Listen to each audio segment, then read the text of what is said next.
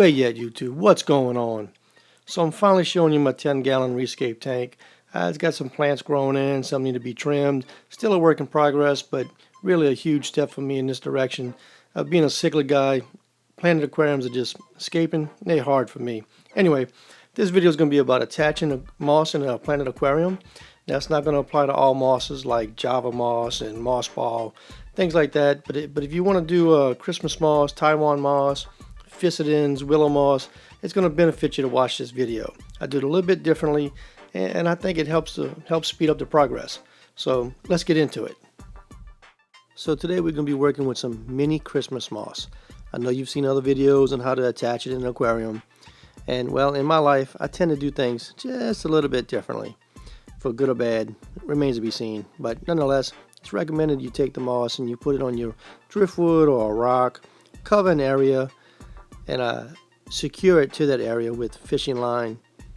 The problem is you've lost the existing growth. I'll cover more on that in just a minute, but these side shoots are supposed to grow up and replace that existing growth.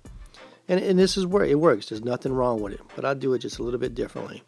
Also, you can use these lead-based stainless steel mesh holders. They're great, fit anywhere in the aquarium. You put your moss on a plate and it'll grow up through that mesh. This works really well, but again, you've lost that existing growth, right? This is a neat little tool though. You put this mesh on top and these little clips hold it in place, and that keeps the moss from floating all over the place. So what do I mean by existing growth? Well, you'll see right here. At the bottom of the moss, everything above it is existing growth. So in doing those first two procedures that you've seen, these side shoots would have to grow up and replace what I already have. And there's nothing wrong with it. It works. But I do it just a little bit differently. And you'll see here how I've pulled it through the mesh. Now, I've kept the existing growth, but I've also put some at the bottom to fill in the holes. These will grow up through the mesh, and it'll be a nice, full little bush when I'm done. Again, I took the painstaking process of pulling each little strand through the mesh and put it in the aquarium. Also, when I tie it to the driftwood, I put a piece and I go through the little offshoots. I don't wrap it flat against the wood so I don't lose the existing growth. It'll be more aesthetically pleasing when you place it into the aquarium.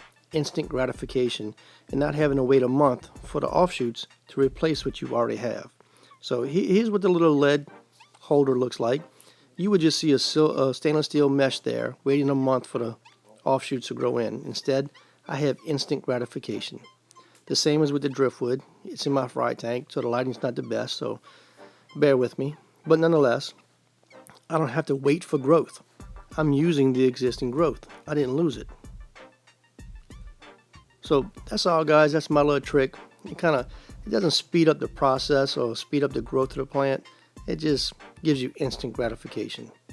So tune in next time when we'll be covering Marimo moss balls. I'll show you how I attach this. Alright guys, as always, thanks for watching.